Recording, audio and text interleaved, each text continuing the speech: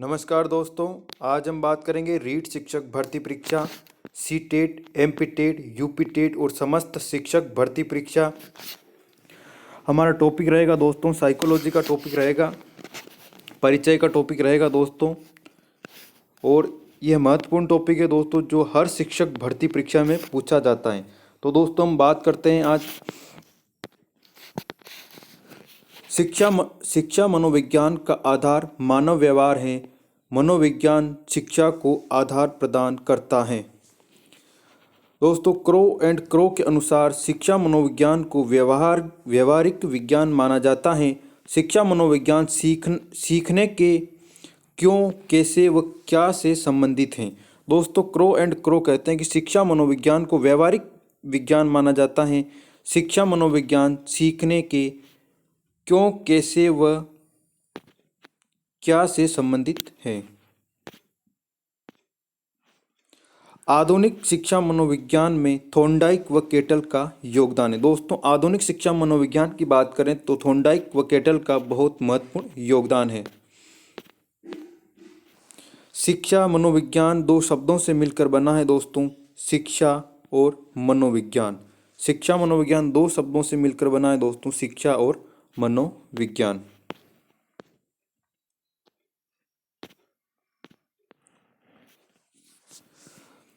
Crow and crow शिक्षा व्यक्तिकरण व सामाजिकरण की प्रक्रिया है जिसके सर्वांगीण विकास पर बल दिया जाता है। दोस्तों क्रो एंड क्रो के अनुसार शिक्षा व्यक्तिकरण व सामाजिकरण की प्रक्रिया है जिनके सर्वांगीण विकास पर बल दिया जाता है।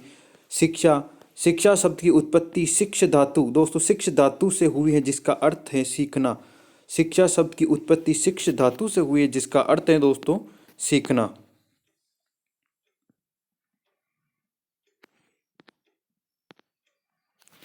सीखने के तीन तत्व हैं दोस्तों, जॉन डीवी के अनुसार पुस्तक है उनकी, जॉन डीवी की पुस्तक की शिक्षा तथा समाज। इनकी पुस्तक का नाम है दोस्तों शिक्षा तथा समाज। जॉन डीवी के अनुसार शिक्षा त्रिमार्गीय, दोस्तों शिक्षा त्रिमार्गीय प्रक्रिया है। इन्होंने प्रगतिशील शिक्षा की अवधारणा दी जिनके अनुसार बालक एक सक्रिय विद्यार्थी होता है। रुचि प्रयास महत्वपूर्ण है। शिक्षक समाज में ईश्वर का प्रतिनिधित्व है। दोस्तों इन्होंने कहा है कि शिक्षक समाज में ईश्वर का प्रतिनिधित्व है। शिक्षा में जनतांत्रिक मूल्यों की स्थापना पर बल व शिक्षा को सामाजिक विकास का साधन मानना व सभी बालक एक सुयोग्य शिक्षा पाने के लायक होते हैं। शिक्षक, शिक्षार्थी और पाठ्यक्रम, ये दोस्तों जॉन डीवी ने बताया शिक्षक, छात्र और पाठ्यक्रम। और जॉन एडम्स ने सीखने के दो तत्व बताए दोस्तों, शिक्षक और छात्र। क्या बताया दोस्तों, शिक्षक और छात्र। और इन्होंने कितने, तीन बताए, शिक्षक, छात्र और पाठ्यक्रम।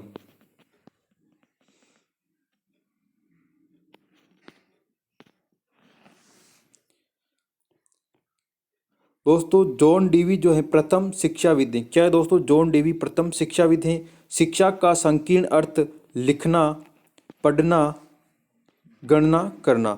दोस्तों शिक्षा का संकीर्ण अर्थ है लिखना, पढ़ना और गणना करना अथवा विद्यालय तक सीमित रहने वाली शिक्षा। दोस्तों विद्यालय तक सीमित रहने वाली शिक्षा, लिखना, पढ़ना, गणना करना और विद्यालय तक सीमित रहने वाली शिक्षा, ये क्या संकीर्ण अर्थ हैं दोस्तों। और दोस्तों शिक्षा का व्यापक अर्थ जो है दोस्तों वो महात्मा गांधी ने दिया था। किसने दोस्तों, शिक्षा का व्यापक अर्थ महात्मा गांधी ने दिया था। मानसिक विकास, भावनात्मक विकास, क्रियात्मक विकास, शारीरिक विकास, वह शिक्षा जो जीवन पर्यंत चलती है दोस्तों, व्यापक शिक्षा कहलाती है। शिक्षा का व्यापक अर्थ है दोस्तों वह शिक्षा जो जीवन पर्यंत चलती है। मानसिक विकास, भावनात्मक विकास, क्रियात्मक विकास, शारीरिक विकास। शिक्षा के प्रकार तीन हैं दोस्तों। शिक्षा के तीन प्रकार बताए गए। औपचारिक शिक्षा माध्यम फॉर्मल, निर्धारित समय स्थान जैसे विद्यालय।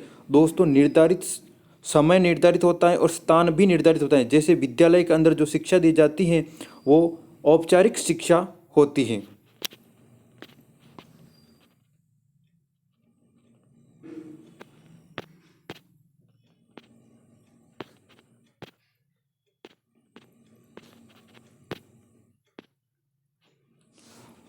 अनौपचारिक शिक्षा इनफॉर्मल, जिसका समय स्थान निर्धारित नहीं होते हैं, जैसे परिवार। दोस्तों परिवार के अंदर जो शिक्षा दी जाती है उसके अंदर समय और स्थान निर्धारित नहीं होता है। किसी भी प्रकार से माता पिता किसी भी प्रकार से हमें शिक्षा दे सकते हैं। बालक को कैसी शिक्षा देनी है, उनके कैसे संस्कार हैं, इस प्रकार से अनौपचारिक शिक्षा जो मिलती है परिवार के अंदर मिलती है, और औपचारिक शिक्षा जो विद्यालय के अंदर मिलती है। अगला है दोस्तों निरौपचारिक शिक्षा नॉन फॉर्मल, जो दोस्तों पत्राचार, टीवी, समाचार, दूरस्थ स्थान से प्राप्त की जाने वाली शिक्षा है। दोस्तों आप टीवी देखो, समाचार सुनते हो, पढ़ते हो, टीवी देखते हो, या कहीं से भी कोई जानकारी मिलती है, तो ये निरौपचारिक शिक्षा के अंदर आता है, नॉन फॉर्मल के अंदर आता है। दोस्तों आगे बात करते हैं दोस्तों शिक्षा की परिभाषा। दोस्तों जो शिक्षा की परिभाषा स्वामी विवेकानंद। दोस्तों स्वामी विवेकानंद ने क्या कहा है, मनुष्य में अंतर्निहित पूर्णता की अभिव्यक्ति ही शिक्षा है। मनुष्य में अंतर्निहित पूर्णता की अभिव्यक्ति ही शिक्षा है। ब्राउन ने क्या कहा है दोस्तों, शिक्षा वह प्रक्रिया है जिनके द्वारा बालक के व्यवहार में परिवर्तन लाया जाता है। दोस्तों ब्राउन ने कहा है कि शिक्षा वह प्रक्रिया है जिनके द्वारा बालक के व्यवहार में परिवर्तन लाया जाता है। दोस्तों महात्मा गांधी ने क्या कहा है, शिक्षा से मेरा तात्पर्य बालक या मनुष्य के शरीर, मस्तिष्क, आत्मा के सर्वोत्तम विकास की अभिव्यक्ति से। दोस्तों महात्मा गांधी ने कहा है कि शिक्षा से मेरा तात्पर्य बालक या मनुष्य के शरीर, मस्तिष्क तथा आत्मा के सर्वोत्तम विकास की अभिव्यक्ति से है। पेस्टालोजी ने कहा है दोस्तों, शिक्षा बालक की जन्मजात शक्तियों का स्वाभाविक विरोधहीन व प्रगतिशील विकास है। पेस्टालोजी ने कहा है दोस्तों, शिक्षा की जन्मजात शक्तियों का स्वाभाविक विरोधहीन व प्रगतिशील विकास है। आगे बात करते हैं दोस्तों जॉन डीवी कहते हैं दोस्तों, शिक्षा व्यक्ति की उन सभी योग्यताओं का विकास है जिनके द्वारा वह वातावरण के ऊपर नियंत्रण स्थापित करता है। दोस्तों जॉन डीवी कहते हैं कि शिक्षा व्यक्ति की उन सभी योग्यताओं का विकास है जिनके द्वारा वह वातावरण के ऊपर नियंत्रण स्थापित करता है। यह जॉन डीवी ने कहा है दोस्तों। डगलस व हॉलैंड, शिक्षा शब्द का प्रयोग सब परिवर्तनों को व्यक्त करने के लिए किया जाता है जो व्यक्ति के जीवन काल में होते हैं। दोस्तों शिक्षा शब्द का प्रयोग सब परिवर्तनों को व्यक्त करने के लिए किया जाता है जो व्यक्ति के जीवन काल में होते हैं। ये डगलस व हॉलैंड ने कहा है। फ्रेंडसन, आधुनिक शिक्षा का संबंध व्यक्ति व समाज दोनों के कल्याण से। दोस्तों आधुनिक शिक्षा का संबंध व्यक्ति व समाज दोनों के कल्याण से है, ये फ्रेंडसन ने कहा है दोस्तों।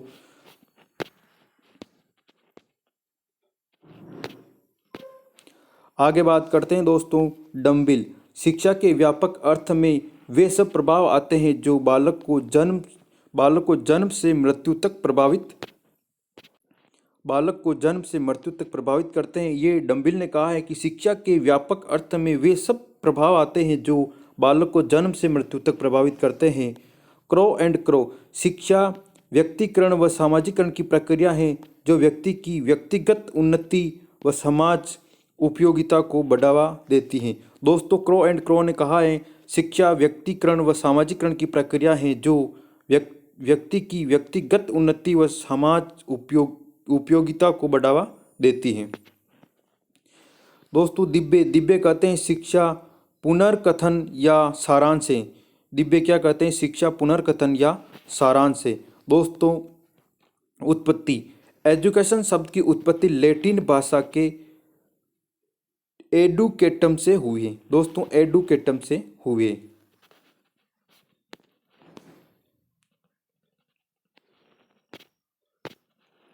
एडुकेटम का अर्थ है दोस्तों अंदर से बाहर निकालना। एडुकेयर आगे बढ़ाना, एडुसियर विकसित करना। ये आप बिल्कुल ध्यान रखें दोस्तों, एजुकेशन का अर्थ अंदर से बाहर निकालना बहुत बार पूछा गया है। एडुकेयर आगे बढ़ाना, एडुसियर विकसित करना।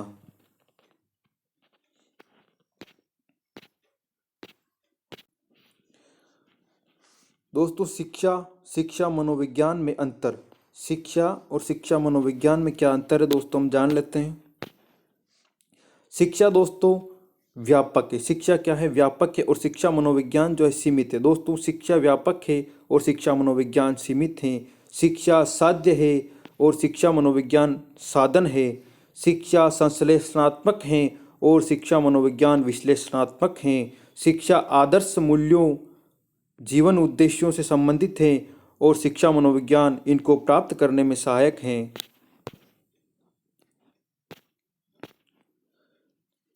शिक्षा एक सामाजिक प्रक्रिया है, यह एक मनोवैज्ञानिक भावनात्मक मानसिक प्रक्रिया है।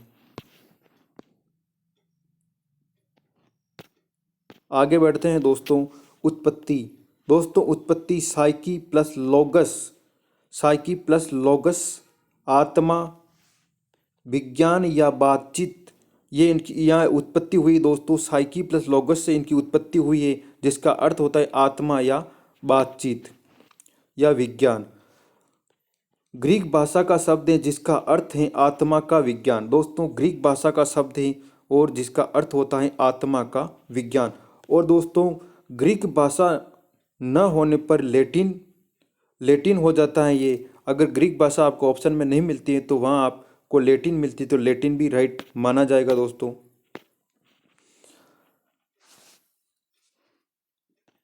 मनोविज्ञान के आदि जनक अरस्तु है दोस्तों, ये आपको याद रखना है। मनोविज्ञान के आदि जनक अरस्तु हैं। आधुनिक मनोविज्ञान के जनक विलियम जेम्स। दोस्तों आधुनिक मनोविज्ञान के जनक कौन है, तो विलियम जेम्स है दोस्तों। आधुनिक मनोविज्ञान के जनक विलियम जेम्स।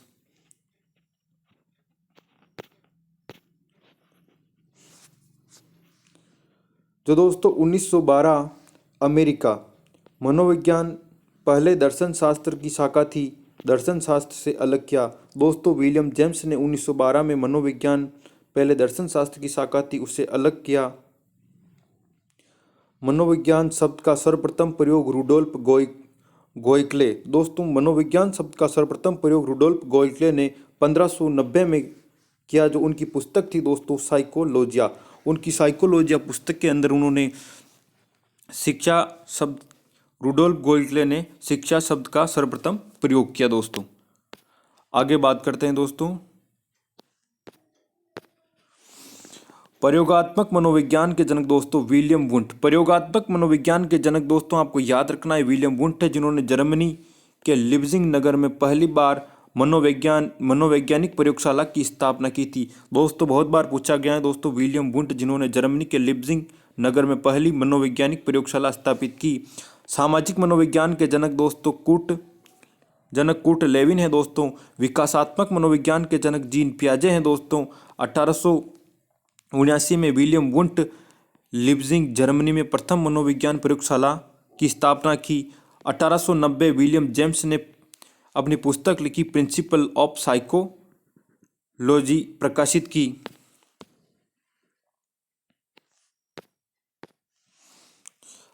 1892 अमेरिकन मनोविज्ञान संघ की स्थापना दोस्तों स्टैनले हॉल ने की। 1892 संरचनावाद की स्थापना हुई। 1895 प्रकार्यवाद की स्थापना हुई। 1900 मनोविश्लेषणवाद की स्थापना हुई। 1913 दोस्तों व्यवहारवाद की स्थापना हुई। 1904 इवान पावलोव नोबेल पुरस्कार पाचन क्रिया के लिए। 1905 बिन्ने साइमन द्वारा बुद्धि परीक्षण प्रथम बार। 1905 वजेंद्रनाथ शील द्वारा प्रयोगात्मक मनोविज्ञान प्रयोगशाला की स्थापना की। विकासात्मक मनोविज्ञान के जनक है दोस्तों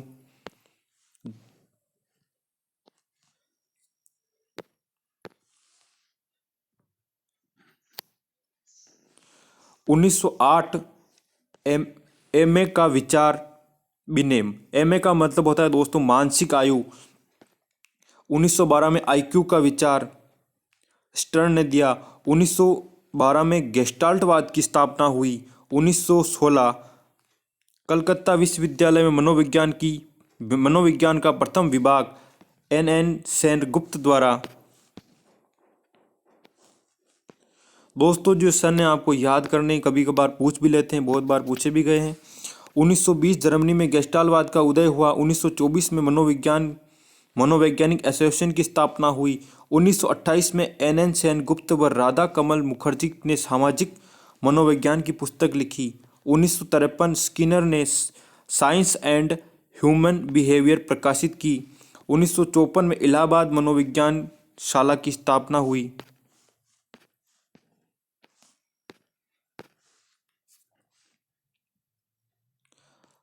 1989 national academy of psychology India की स्थापना हुई। भारत में मनोविज्ञान का विकास, भारत में मनोविज्ञान का विकास कब हुआ तो हम जानेंगे दोस्तों।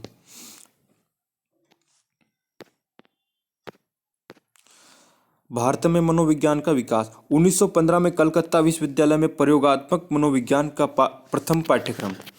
1916 में प्रथम मनोविज्ञान प्रयोगशाला कलकत्ता विश्वविद्यालय में। 1938 में अनुप्रयुक्त मनोविज्ञान का विकास, योगदान डॉक्टर एन सेनगुप्त।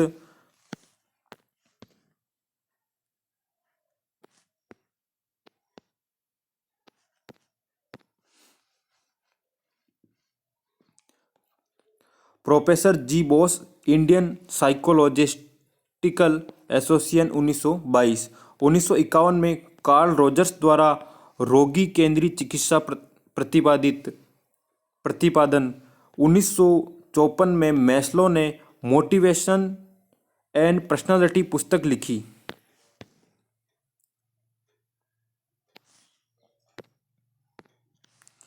आगे बढ़ते हैं दोस्तों, मनोविज्ञान का विकास। दोस्तों आत्मा का विज्ञान सबसे पहले आती है दोस्तों, आत्मा, आत्मा का विज्ञान। प्लेटो, अरस्तु, डेकार्ते, 16वीं शताब्दी दोस्तों इनकी आलोचना की थी।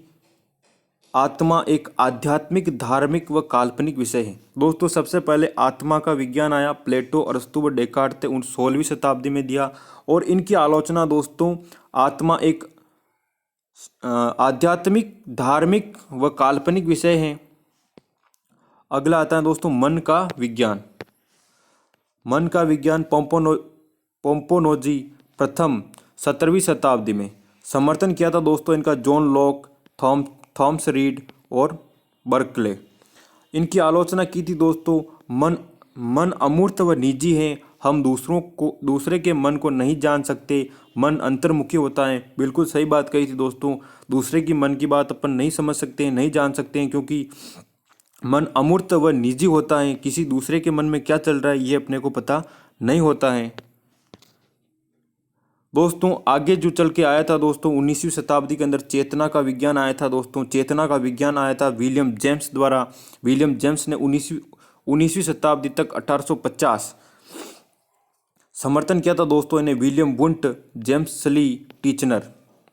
और आलोचना की थी दोस्तों, चेतना केवल 1/10 यानी कि 10वां भाग है, बाकी अचेतन मन है।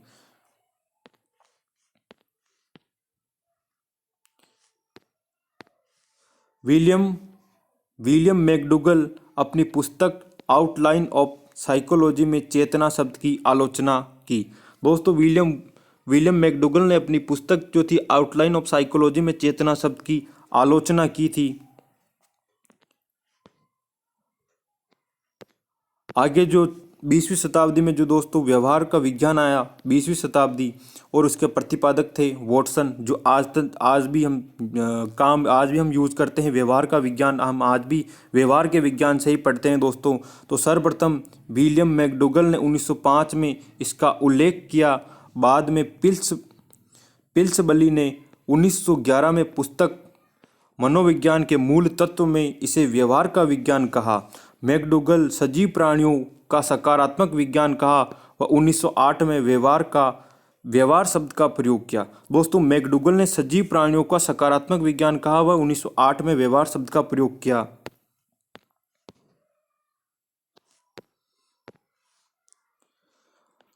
वॉटसन मनोविज्ञान व्यवहार का निश्चित साधनात्मक विज्ञान है। मन के अनुसार आधुनिक मनोविज्ञान का संबंध व्यवहार की वैज्ञानिक खोज से है। वुडवर्थ मनोविज्ञान ने सर्वप्रथम आत्मा का त्याग, फिर मन का त्याग, फिर चेतना का त्याग और वर्तमान में व्यवहार के रूप को अपनाया। दोस्तों वुडवर्थ ने बहुत ही अच्छी परिभाषा दी है कि मनोविज्ञान ने सर्वप्रथम आत्मा का त्याग किया था, फिर मन का त्याग किया था, फिर चेतना का त्याग किया था, फिर वर्तमान में हम व्यवहार के रूप में इसका अध्ययन करते हैं। दोस्तों आगे बढ़ते हैं। दोस्तों मनोविज्ञान की परिभाषा दोस्तों, सामान्य परिभाषा है दोस्तों। मनोविज्ञान व्यक्ति के व्यवहार व अनुभव का वैज्ञानिक अध्ययन है। दोस्तों सामान्य परिभाषा इसकी आती है दोस्तों, मनोविज्ञान व्यक्ति के व्यवहार व अनुभव का वैज्ञानिक अध्ययन ही मनोविज्ञान है। और स्किनर ने कहा है दोस्तों, मनोविज्ञान व्यवहार एवं अनुभव का विज्ञान है जो जीवन के सभी परिस्थितियों में प्राणी की क्रियाओं का अध्ययन करता है। क्रो एंड क्रो ने कहा है, मनोविज्ञान मानव व्यवहार तथा मानव संबंधों का अध्ययन है। बोरिंग, लैंगफील्ड व वेल्ट ने कहा है, मनोविज्ञान मानव प्रकृति का अध्ययन है।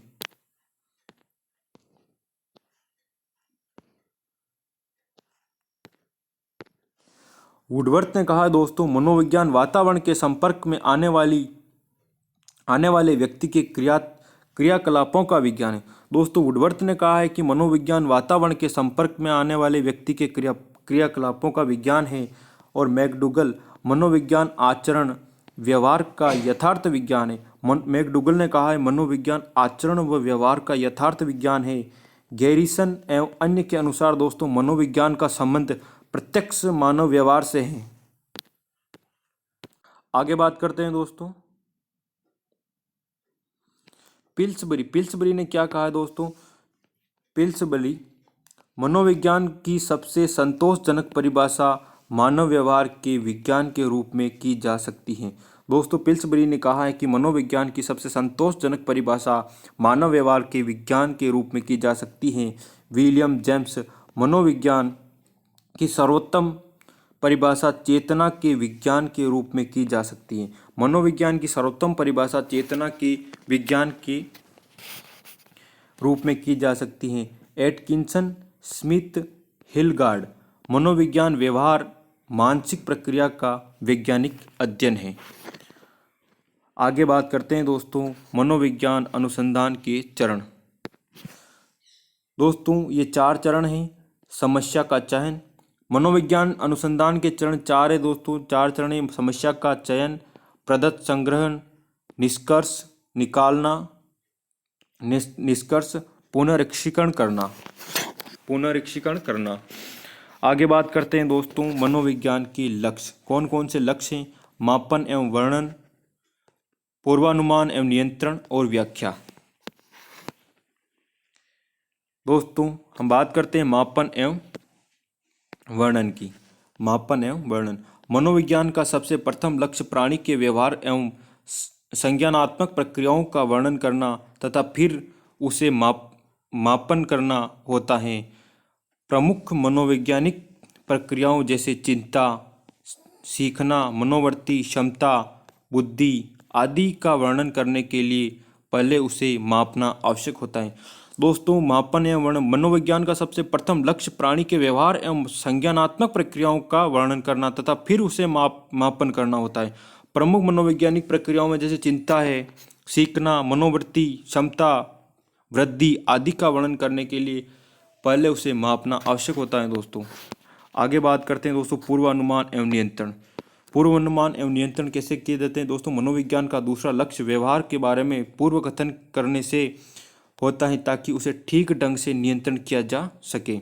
व्याख्या, एक्सप्लेनेशन। दोस्तों मनोविज्ञान का अंतिम लक्ष्य मानव व्यवहार की व्याख्या करना होता है। दोस्तों व्याख्या, मनोविज्ञान का अंतिम लक्ष्य मानव व्यवहार की व्याख्या करना होता है।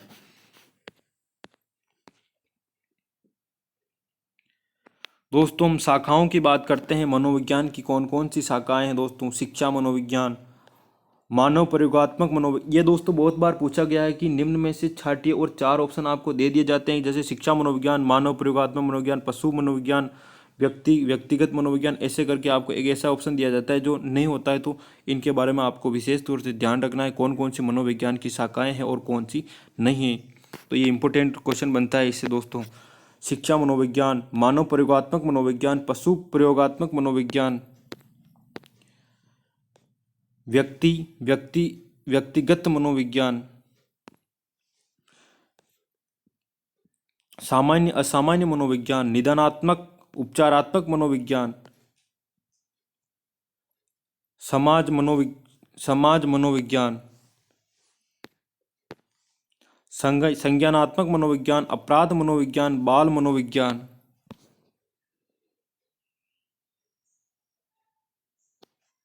आगे बात करते हैं दोस्तों किशोर मनोविज्ञान, प्रौढ़ मनोविज्ञान, परा परा मनोविज्ञान, मन से परे, औद्योगिक मनोविज्ञान, सैन्य मनोविज्ञान, व्यवहार मनोविज्ञान, औपचारिक मनोविज्ञान।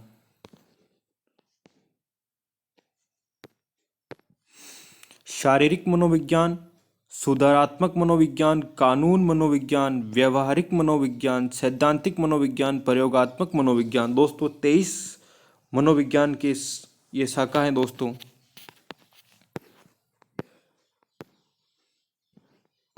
आगे बात करते हैं मनोविज्ञान के संप्रदाय। दोस्तों मनोविज्ञान के संप्रदाय के बारे में बात करते हैं तो यहाँ से बहुत सारे क्वेश्चन पूछे जाते हैं दोस्तों, इम्पोर्टेंट भी है। संरचनावाद, अस्तित्ववाद। दोस्तों स्थापना हुई थी इसकी 1890 ईस्वी। मनोविज्ञान को प्रयोगात्मक बनाया पहला प्राचीन संप्रदाय है दोस्तों। इसके प्रतिपादक है दोस्तों विलियम वुंट और टीचनर। इनके अनुसार मनोविज्ञान की विषय वस्तु चेतना है तथा चेतना के 3 तत्व हैं: संवेदना, भाव या अनुराग, प्रतिबिंब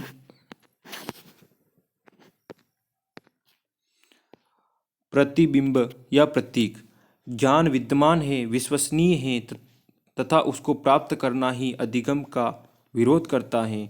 अतः यह अंतःनिरीक्षण की विधि पर बल देता है। दोस्तों ये अंतःनिरीक्षण की विधि पर बल देता है। संरचनावाद, अस्तित्ववाद के बारे में पढ़ा दोस्तों अपने। इसकी स्थापना 1890 ईस्वी में हुई थी। मनोविज्ञान को प्रयोगात्मक बनाया पहला प्राचीन संप्रदाय दोस्तों। प्रतिपादक है विलियम वुंट, टीचनर है। इनके अनुसार मनोविज्ञान की विषय वस्तु चेतना है तथा चेतना के 3 तत्व हैं: संवेदना, भाव या अनुराग, प्रतिबिंब, प्रतीक। ज्ञान विद्यमान में विश्वसनीय है तथा इसको प्राप्त करना ही अधिगम है, इसका विरोध करता है। यह अंतःनिरीक्षण विधि पर बल देता है। विशेष संरचनावाद, संबंधित तत्व। भाव का त्रिविमीय सिद्धांत, विलियम वुंट। भाव का त्रिविमीय सिद्धांत विलियम वुंट है। प्रत्येक भाव का अध्ययन 3 विमाओं में स्थित है। प्रत्येक भाव का अध्ययन 3 विमाओं में स्थित है: उत्तेजना, शांत, तनाव, शीतलियन, दुखद, सुखद और दुखद।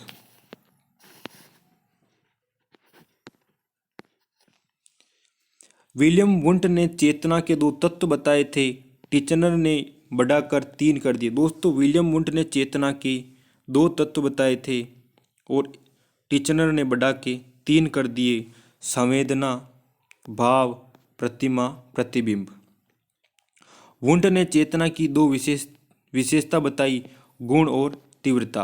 वुंट ने चेतना की 2 विशेषता बताई, गुण और तीव्रता। टीचनर ने बढ़ाकर 4 कर दी। दोस्तों टीचनर ने बढ़ाकर कितनी कर दी? 4 कर दी। गुण, तीव्रता, स्पष्टता और अवधि। अर्थ के संदर्भ सिद्धांत, टीचनर।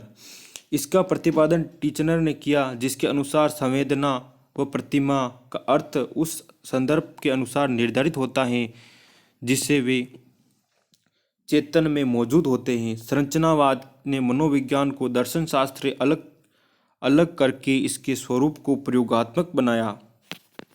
अब आता है दोस्तों प्रकार्यवाद या कार्यवाद, 1895।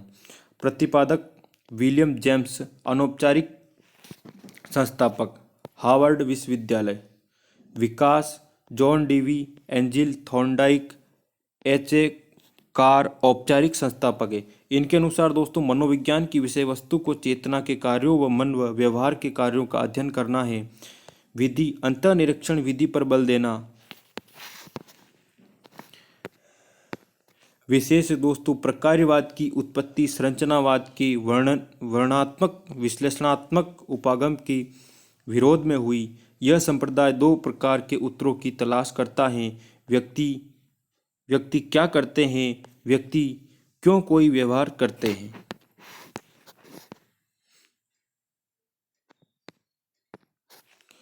यह संप्रदाय साहचर्य के नियमों पर बल देता है। मानसिक क्रिया व अनुक्रिया व्यवहार का अध्ययन पर बल देता है। सभी क्रियाओं की शुरुआत उद्दीपनों से होती हैं। सीखने के प्रेरणा अभ्यास व व्यक्तिगत भिन्नता को महत्वपूर्ण माना। वुडवर्थ, जो कोलंबिया प्रकार्यवादी हैं, न सीखने की प्रक्रिया में क्रियाविधि व चालक को महत्वपूर्ण माना है। करके सीखने पर बल, कार्यक्रमित सीखने पर बल, आयु स्तर के अनुसार पाठ्यक्रम का निर्माण पर बल दिया। अगला आता है दोस्तों इम्पोर्टेंट, व्यवहारवाद 1913। व्यवहारवाद 1913। प्रतिपादक वाटसन, अमेरिका, जॉन हॉपकिंस विश्वविद्यालय। द्वितीय बल कहा, इनको दोस्तों द्वितीय बल कहा जाता है। मूल व्यवहारवादी B.F. स्किनर हैं। प्रारंभिक व्यवहारवादी A.P. विस, लेस्ले, हंटर, होस्ट। उत्तर व्यवहारवादी गुथरी, हॉल, स्किनर, फेंटर। मनोविज्ञान को विज्ञान का दर्जा दिलाने वाला संप्रदाय है। इनके अनुसार प्रत्येक प्रकार का व्यवहार सिखाया जा सकता है। विधि, निरीक्षण विधि, अवलोकन विधि, परीक्षण विधि, शाब्दिक रिपोर्ट, अनुबंधन विधि। पुस्तक व्यवहारवाद, कथन मुझे चाहे जो बच्चा दे दो।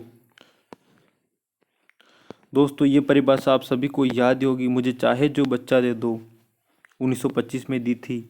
उसे मैं चाहूँ जो बना सकता हूँ। चोर, भिखारी, डॉक्टर, इंजीनियर, जो भी आप चाहो मैं उसको बना सकता हूँ। संरचनावाद और प्रकार्यवाद के विरोध में स्थापना।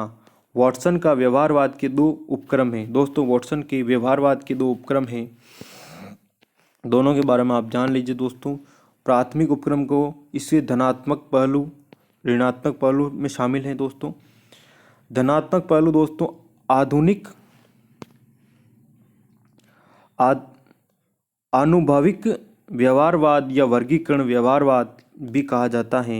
इस पक्ष में मनोविज्ञान को व्यवहारवाद पर पशु बल दिया। प्रक्षेपण अनुबंधन विधि को महत्वपूर्ण माना। ऋणात्मक पहलू तात्विक व्यवहारवाद, आमूल व्यवहारवाद, इसमें संरचनावाद, प्रकार्यवाद को अस्वीकार करना था। वाटसन ने आदत निर्माण में तीन नियमों का उल्लेख किया। बारंबारता का नियम, अभिनवता का नियम, अनुबंधन का नियम।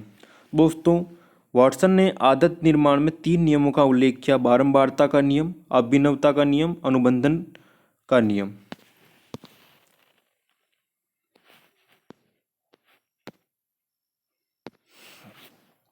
वाटसन द्वारा पर्यावरण या वातावरण को अधिक महत्व देने के कारण पर्यावरणवाद भी कहा गया। विशेष कार्यक्रम भी चलाए जिसे पर्यावरण नीतिशास्त्र कहा गया। विशेष B.F. स्किनर, गुथरी व हल को परवर्ती व्यवहारवाद कहा गया। गेस्टाल्टवाद 1912 जर्मन भाषा का शब्द। दोस्तों गेस्टाल्टवाद है दोस्तों जो जर्मन भाषा का शब्द है, ये बहुत बार पूछा गया है, आपको याद रखना है। अर्थ है पूर्णकार, संपूर्णकार, समाकृति। मूल प्रतिपादक है दोस्तों मैक्स वर्दिमर। कौन है दोस्तों? मैक्स वर्दिमर गेस्टाल्टवाद के मूल प्रतिपादक हैं और इनके सहयोगी है दोस्तों कोहलर, कोपका, कुर्ट लेविन। पूर्ण से अंश की ओर बल दिया। दोस्तों इन्होंने पूर्ण से अंश की ओर बल दिया। यह प्रत्यक्षीकरण अनुभवों के संगठन पर बल देता है।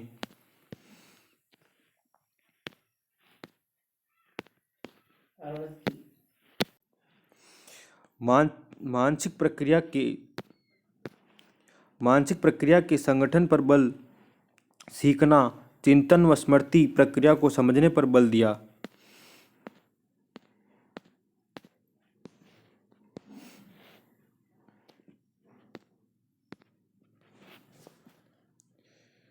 विशेष में बात करते हैं दोस्तों, गेस्टाल्टवादियों ने चिंतन के 3 प्रकार बताए हैं। उत्पत्ति चिंतन, जिसमें बालक लक्ष्य व उस तक पहुंचने के साधन के प्रत्यक्ष संबंध स्थापित करता है। दोस्तों गेस्टाल्टवादियों ने गेस्टाल्टवादियों ने चिंतन के 3 प्रकार बताए हैं। उत्पत्ति चिंतन, जिससे बालक लक्ष्य व उस तक पहुंचने के साधन के प्रत्यक्ष संबंध स्थापित करता है। यह आंशिक उत्पादी व आंशिक अनुत्पादी होता है, एक प्रकार से यांत्रिक होता है। इस चिंतन में प्रयत्न व भूल की सहायता से समस्या के पहलू के आपसी संबंध को न जाने ही समाधान प्रारंभ कर देता है। गेस्टाल्टवादी स्मृति को गत्यात्मक प्रक्रिया मानते हैं, जिसमें समयानुसार स्मृति चिन्ह में क्रमिक परिवर्तन होते हैं। ये परिवर्तन प्रत्यक्षात्मक संगठन की वजह से होते हैं। अगला आता है दोस्तों संज्ञानवाद। संज्ञानवाद के बारे में बात करेंगे दोस्तों। यह मानसिक प्रक्रिया है जैसे तर्क, चिंतन, कल्पना, स्मृति, समस्या समाधान, संप्रत्यय को शिक्षा का केंद्र मानता है। इसको निर्मितवाद भी कहा गया है। संज्ञानवाद में मन की तुलना कंप्यूटर से की गई है। हम दुनिया को कैसे जान सकते हैं? जो सूचना को प्राप्त करता है, प्रकरण करता है, संचित करता है, पुनः प्राप्त करता है। संज्ञानवाद के पिता जीन पियाजे। दोस्तों संज्ञानवाद के पिता है जीन पियाजे हैं। अन्य समर्थक है Jerome Bruner, Vygotsky, Kurt Lewin.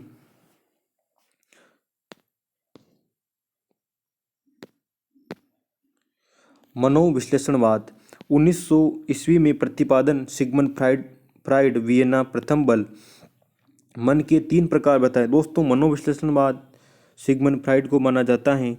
इन्होंने मन के 3 प्रकार बताए हैं। चेतन मन 1/10 भाग, इसका संबंध वर्तमान तथा वास्तविकता से है। अर्धचेतन व अवचेतन, किसी को कोई वस्तु देकर भूल जाना अर्धचेतन व अवचेतन के अंदर आता है। दोस्तों किसी को कोई वस्तु देकर भूल जाना। अचेतन मन, ये दोस्तों 9/10 भाग सबसे व्यापक मन है, सर्वाधिक प्रभावित करने वाला मन है। दमित इच्छाओं का भंडार, अचेतन मन को दमित इच्छाओं का भंडार कहा जाता है। अगला आता है दोस्तों प्रेरकी संप्रदाय, हार्मिक मनोविज्ञान। प्रतिपादक विलियम मैकडूगल। 14 मूल प्रवृत्ति पर बल दिया। समूह मस्तिष्क, समूह के संवेग का उच्च स्तर होने पर व्यक्तिगता खत्म।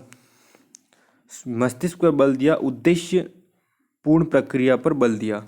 दोस्तों 14 मूल प्रवृत्तियों पर बल दिया, समूह मस्तिष्क पर बल दिया, उद्देश्यपूर्ण प्रक्रिया पर बल दिया। अगला आता है दोस्तों साहचर्यवाद। साहचर्यवाद के प्रतिपादक जॉन लॉक। दोस्तों साहचर्यवाद के प्रतिपादकों ने जॉन लॉक अनुभव पर बल दिया। साहचर्यवाद ने दोस्तों अनुभव पर बल दिया। अगला है दोस्तों मानवतावाद। प्रतिपादक है मैस्लो व रिचर्ड्स। प्रतिपादक कौन है दोस्तों? मानवतावाद के मैस्लो व रिचर्ड्स। मानवता की स्वतंत्रता, आत्मानुभूति के विकास पर बल, मानव स्वभाव को धनात्मक बनाया। मनोविज्ञान की शिक्षा को देन। मनोविज्ञान ने शिक्षा के सूक्ष्म व्यापक आयाम प्रदान करके व्यक्ति को विकास में सार्थक बनाया। शिक्षा व मनोविज्ञान को जोड़ने वाली कड़ी मानव व्यवहार।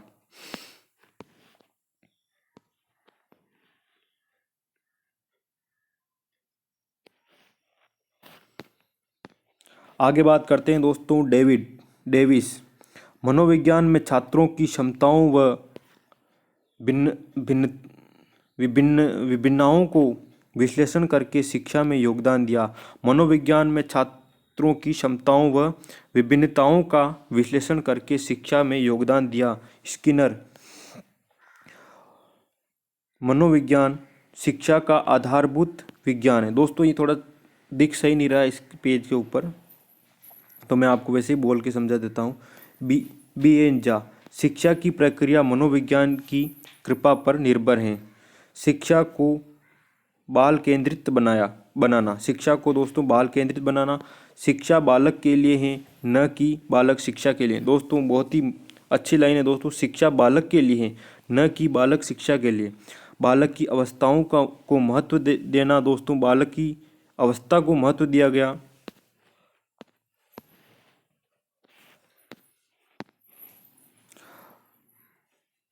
रुचियों व मूल प्रवृत्तियों को महत्व दिया गया। शिक्षण प्रदान करना, पाठ्य सहगामी प्रक्रियाओं को महत्व देना, सर्वांगीण विकास के लिए मापन मूल्यांकन की नई विधियों को महत्व देना, निदानात्मक परीक्षाओं का प्रयोग, खेल आधारित विद्यार्थियों को महत्व देना, डाल्टन, मॉन्टेसरी इत्यादि। संबंध त्रयी का विकास करने में सहायक, शिक्षा के उद्देश्यों की प्राप्ति में योगदान, बालक के व्यवहार का ज्ञान प्रदान करना, सीखने की प्रक्रिया में उन्नति में सहायक, व्यक्तिगत विभिन्नताओं को महत्व देना, नए ज्ञान का आधार पूर्व ज्ञान,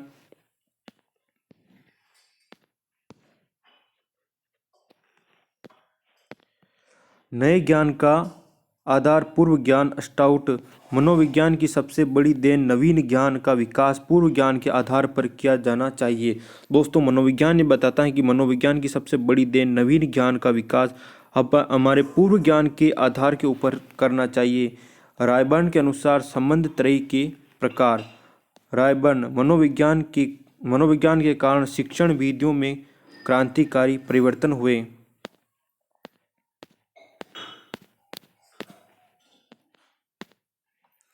संबंध त्रयी, बालक व शिक्षक का संबंध, बालक व समाज का संबंध, बालक व विषय का संबंध। ये दोस्तों संबंध त्रयी हैं, बालक व शिक्षक का संबंध, बालक व समाज का संबंध, बालक व विषय का संबंध।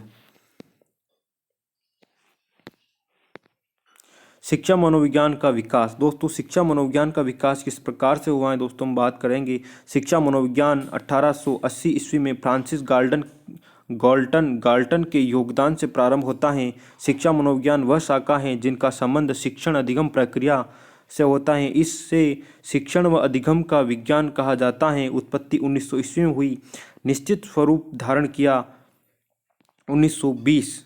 दोस्तों 1900 में इसकी उत्पत्ति हुई और निश्चित रूप धारण 1920 में किया। Thorndike, GERD Terman, Stanley Froebel, Herbert Galton के प्रयासों से।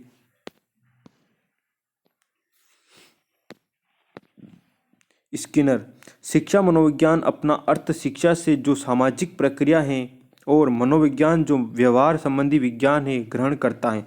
दोस्तों स्किनर कहते हैं कि शिक्षा मनोविज्ञान अपना अर्थ शिक्षा से जो सामाजिक प्रक्रिया है और मनोविज्ञान जो व्यवहार संबंधी विज्ञान ग्रहण करता है। कोलसनिक ने शिक्षा मनोविज्ञान की शुरुआत प्लेटो से और स्किनर ने शिक्षा मनोविज्ञान की शुरुआत अरस्तू से और प्रथम शैक्षिक मनोविज्ञान थॉर्नडाइक। आगे बात करते हैं दोस्तों शिक्षा मनोविज्ञान दृष्टिकोण की शुरुआत। शिक्षा में मनोवैज्ञानिक दृष्टिकोण की शुरुआत, आंदोलन की शुरुआत रूसो ने। आधुनिक शिक्षा मनोविज्ञान में थॉर्नडाइक व केटल का योगदान। शिक्षा के मनोवैज्ञानिक नियम व सिद्धांतों व मानव विकास के नियम पर बल डाला पेस्टालोजी ने।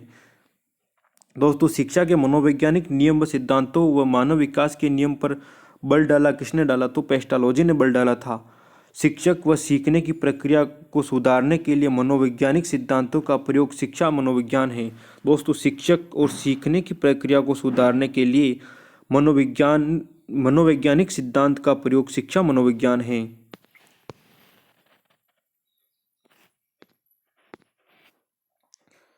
शिक्षा मनोविज्ञान की परिभाषाएं। दोस्तों स्किनर के अनुसार शिक्षा मनोविज्ञान के अंतर्गत शिक्षा से संबंधित महत्वपूर्ण व्यवहार व्यक्तित्व आ जाता है। दोस्तों स्किनर कहते हैं कि शिक्षा मनोविज्ञान के अंतर्गत शिक्षा से संबंधित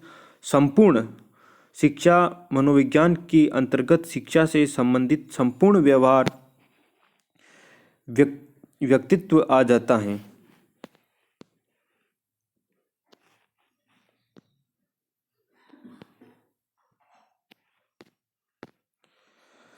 दोस्तों एलिस क्रो शिक्षा मनोविज्ञान वैज्ञानिक विधि से प्राप्त किए मानव सिद्धांतों के प्रयोग को प्रस्तुत करता है जो शिक्षण अधिगम को प्रभावित करता है। दोस्तों एलिस क्रो ने शिक्षा मनोविज्ञान वैज्ञानिक विधि से प्राप्त किए मानव सिद्धांतों के प्रयोग को प्रस्तुत करता है जो शिक्षण अधिगम को प्रभावित करता है। क्रो एंड क्रो के अनुसार शिक्षा मनोविज्ञान व्यवहारिक विज्ञान है क्योंकि मानव व्यवहार के संबंध में वैज्ञानिक विधि के सिद्धांतों व तथ्यों के अनुसार सीखने की व्याख्या करता है। स्किनर के अनुसार शिक्षा मनोविज्ञान का संबंध सीखने व सिखाने से है। स्किनर ने कहा है दोस्तों शिक्षा मनोविज्ञान का संबंध सीखने व सिखाने से है, अधिगम व शिक्षण से। आगे बात करते हैं दोस्तों crow and crow. Crow and crow के अनुसार शिक्षा मनोविज्ञान बालक के जन्म से लेकर वृद्धावस्था तक सीखने के अनुभवों का वर्णन व व्याख्या करता है। पील के अनुसार शिक्षा मनोविज्ञान शिक्षा का विज्ञान है। सारे व डेलफोर्ट शिक्षा मनोविज्ञान मुख्य संबंध सीखने से हैं। ट्रो शिक्षा मनोविज्ञान शिक्षा संस्थानों के मनोवैज्ञानिक तत्वों का अध्ययन करता है। कोल्सनिक के अनुसार दोस्तों शिक्षा मनोविज्ञान के सिद्धांत व अनुसंधानों का शिक्षा में प्रयोग है।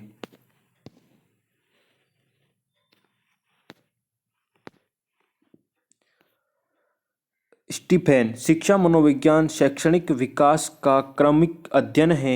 नॉल व अन्य शिक्षा मनोविज्ञान का संबंध शिक्षा की सामाजिक प्रक्रिया से निर्देशित होने वाला मानव व्यवहार से है।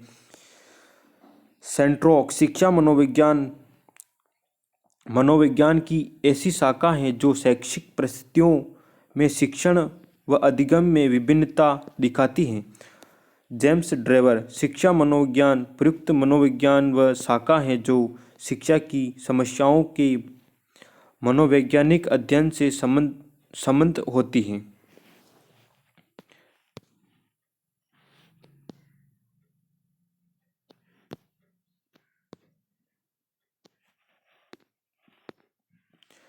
शिक्षा मनोविज्ञान के अवयव या तत्व: अधिगम अनुभवों का मूल्यांकन, शिक्षार्थी, अधिगम प्रक्रिया, शिक्षण स्थिति, अधिगम अनुभव, अधिगम स्थिति।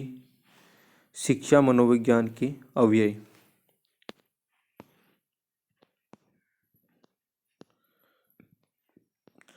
दोस्तों आगे बात हम कल करेंगे, आज का वीडियो ज़्यादा लंबा हो जाएगा। तो दोस्तों ये अवनी पब्लिकेशन द्वारा प्रकाशित जो धीर सिंह दबाई की जो पुस्तक है उनके चैप्टर्स के बारे में बात की थी दोस्तों। ये आपकी केवल रीडिंग के लिए ही दोस्तों, इसमें दोस्तों अच्छे प्रकार से समझाया गया है मेरे द्वारा दोस्तों, लेकिन फिर भी आपको ऐसा लगता है तो और भी मैं वीडियो अच्छा बनाऊंगा। इसके लिए दोस्तों आज इतना ही, और आगे आप अपनी तैयारी जारी रखिए दोस्तों। भर्ती आ चुकी है और बहुत जल्द एग्ज़ाम होने वाले हैं, और धैर्य बनाए रखें। कभी भी दोस्तों धैर्य नहीं खोना चाहिए और हिम्मत कभी नहीं हारनी चाहिए। धन्यवाद दोस्तों, जय हिंद। चैनल को लाइक सब्सक्राइब ज़रूर कर दें।